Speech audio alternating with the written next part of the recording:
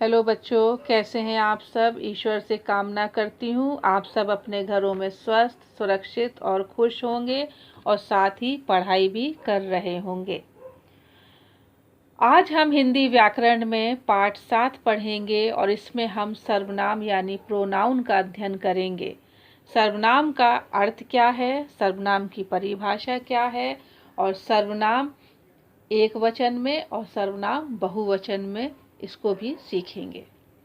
सर्वनाम के अर्थ को जानने से पहले हमें सर्वनाम को देखना चाहिए कि सर्वनाम शब्द में सर्व और नाम दो शब्द जुड़े हुए हैं। ध्यान दीजिएगा, सर्वनाम जो शब्द है ये दो शब्दों से मिलके बना है, सर्व और नाम। सर्व का अर्थ होता है सभी या सबका और नाम का अर्थ होता है नाम वाले शब्द या सबका नाम। तो सर्वनाम का अर्थ हो जाएगा ऐसा शब्द जो सभी नाम की जगह पर आए या सभी नाम वाले शब्दों के बदले में प्रयोग हो, सर्वनाम कहलाता है। आगे बढ़ने से पहले बच्चों हम एक गद्यांश पढ़ेंगे। घर के आंगन में आम का एक पेड़ है। आम के पेड़ पर बहुत से आम लगे हुए हैं। आम के पेड़ की ऊंचाई बहुत कम है। आम के पेड़ का प्रत्येक भाग बहुत काम आता है। आम के पेड़ के पत्ते हवन व यज्ञ के समय प्रयोग में लाए जाते हैं। आम के पेड़ की लकड़ी भी हवन व यज्ञ के समय प्रयोग में लाई जाती है। इस गद्यांश में आपने देखा आम के पेड़ शब्द को बार बार दोहराया जा रहा है।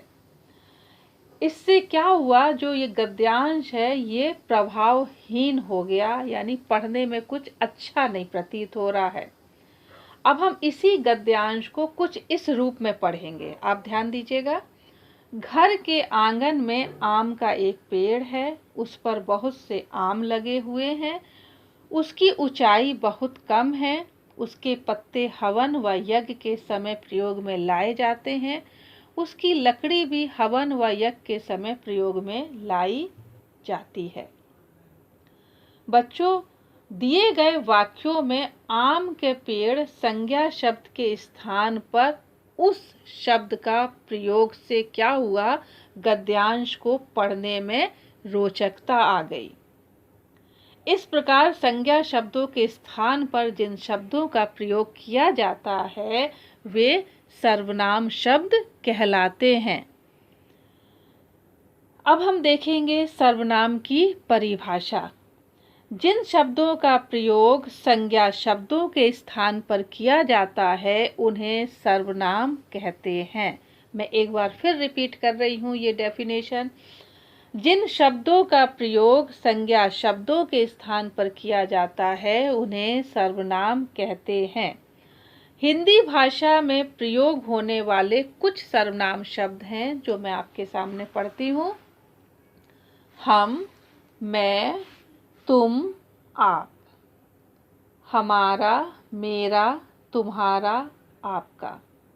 हमें, मुझे, तुम्हें, आपको। वे, ये, कौन, वह। उन्हें, इन्हें, किन्हें, किसे। उनका, इनका, किनका, किसका। बच्चों, यहाँ पर हमने जो भी सर्वनाम शब्द पढ़े, यानी जो संज्ञा के स्थान पर जिन शब्दों का प्रयोग होता उन्हें सर्वनाम शब्द कहते। आपने डेफिनेशन में देखा, आपने उस गद्यांश में भी देखा जहाँ पर आम का पेड़ बार बार न रिपीट करके उसकी जगह उस शब्द का प्रयोग हुआ था। इसी प्रकार ये जो सर्वनाम शब्द हैं इनका प्रयोग भी कुछ इस तरीके से होता है। सर्वनाम शब्दों के आधार पर अगर हम देखें तो यहाँ पर जो मैं शब्द दिया गया है, जो मैंने अभी आपके सामने पढ़ा, मैं शब्द दिया गया है जो कि बात करने वाला अपने लिए प्रयोग करता है, यानी अपना नाम बार बार नहीं कहेगा वो, या अपना नाम लेके नहीं बोलेगा, बल्कि उसकी जगह क्या इस्तेमाल करेगा, मैं। तुम जो शब्द हमने अभी पढ़ा सर्वनाम, तुम का प्रयोग बात सुनने वाले के लिए किया जाता है और आप का प्रयोग भी बात सुनने वाले के लिए प्रयोग में लाया जाता है। वह, वे, यह, ये, इन सब का प्रयोग भी जिनके बारे में बात की जाती है उनके लिए इन शब्दों का प्रयोग किया जाता है। ध्यान दीजिएगा, वह, वे, यह, ये, इन सब का प्रयोग जिनके बारे में बात की जाती है उनके लिए हम लोग प्रयोग करते हैं।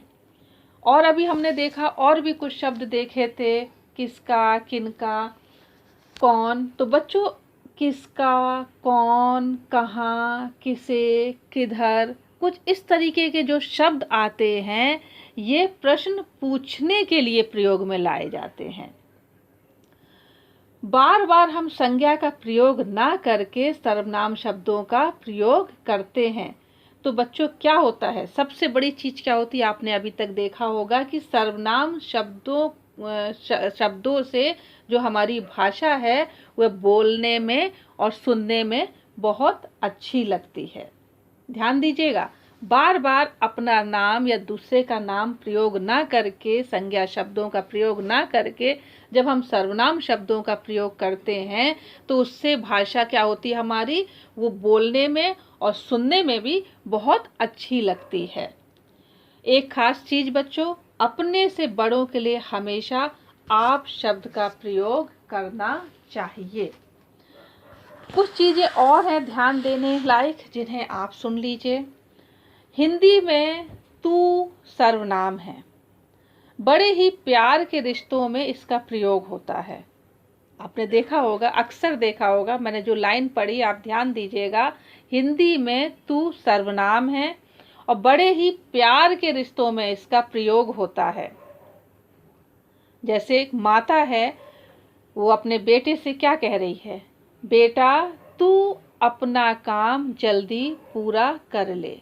बेटा इसका उत्तर क्या दे रहा है, जी माँ जी। हमें तू सर्वनाम के प्रयोग से बचना चाहिए। ठीक है बच्चों, बड़े प्यार के रिश्तों में ये शब्द का प्रयोग किया जाता है तू का, लेकिन हमें तू सर्वनाम के प्रयोग से बचना चाहिए। हमें इसके स्थान पर अपने से बड़ों व छोटों सभी के लिए आप शब्द का प्रयोग करना चाहिए। आया ना समझ में आपको कि अपने से छोटों और बड़ों सभी के लिए आप शब्द का प्रयोग करना चाहिए। इससे भाषा सुनने में अच्छी लगेगी व सम्मान के भाव भी आएंगे। आपको भी बोलने में अच्छा लगेगा, सुनने वाले को भी अच्छा लगेगा, और जो बात है, जो भाषा है, वो भी हमें सुनने में बहुत अच्छी लगेगी। फिर मैंने बच्चों स्टार्टिंग में आपसे कहा था कि आज हम क्या क्या सीखेंगे। सबसे पहले मैंने कहा था सर्वनाम का अर्थ सीखेंगे, फिर मैंने आपको कहा था सर्वनाम की परिभाषा सीखेंगे, फिर मैंने एक चीज़ बोली थी आपसे कि सर्वनाम शब्दों को एक वचन और बहुवचन दो रूप में भी हम देखेंगे। तो बच्चों, जो शब्द अभी मैंने आपके सामने पढ़े थे, हम, हमारा, मैं, मेरा, आप, हमें, मुझे, इन्हें, कौन, किसे, आपका, तुम्हारा, जो ये शब्द हैं, इनका प्रयोग भी बच्चों सर्वनाम शब्दों के रूप में वचनों के अनुसार बदल जाते हैं। ये ध्यान दीजिएगा, सर्वनाम शब्दों के रूप जब वचन के रूप में आते हैं तो बदल जाते हैं। जैसे एक वचन में है, अगर एक सेंटेंस में उदाहरण दे रही हूँ, एक वचन का एक सेंटेंस है, वह खेल रहा है। अगर इसी सेंटेंस को हम बहुवचन में देखेंगे तो क्या हो जाएगा, वे खेल रहे हैं। आया आपको समझ में? एक और उदाहरण दे रही हूँ, उनका कार्य पूरा हो गया। और अगर हम बहुवचन में देखेंगे इसी सेंटेंस को, उनके कार्य पूरे हो गए। आया आपको समझ में बच्चों?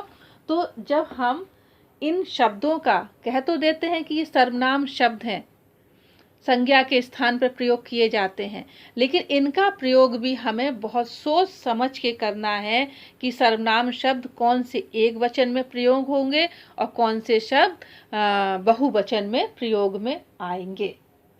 आशा करती हूँ बच्चों, आज का जो हमारा टॉपिक था वो आपको समझ में आ गया होगा। और आज हमने सीखा संज्ञा के स्थान पर प्रयोग किए जाने वाले शब्द सर्वनाम कहलाते हैं। हमने सीखा सर्वनाम का अर्थ सीखा कि सर्वनाम दो शब्दों से मिलके बना है, सर्व और नाम। और सर्व का अर्थ होता है सभी या सबका, और नाम का अर्थ होता है नाम वाले शब्द या सबका नाम। और हमने एक खास चीज़ सीखी कि सर्वनाम का प्रयोग हमें एकवचन और बहुवचन में करना है। आशा करती हूँ बच्चों कि आज का टॉपिक आपको अच्छे से समझ में आ गया होगा। इस पाठ के जितने भी अभ्यास कार्य हैं आप स्कूल वेबसाइट से देखकर अपनी कॉपी में लिखें और उन्हें याद करें।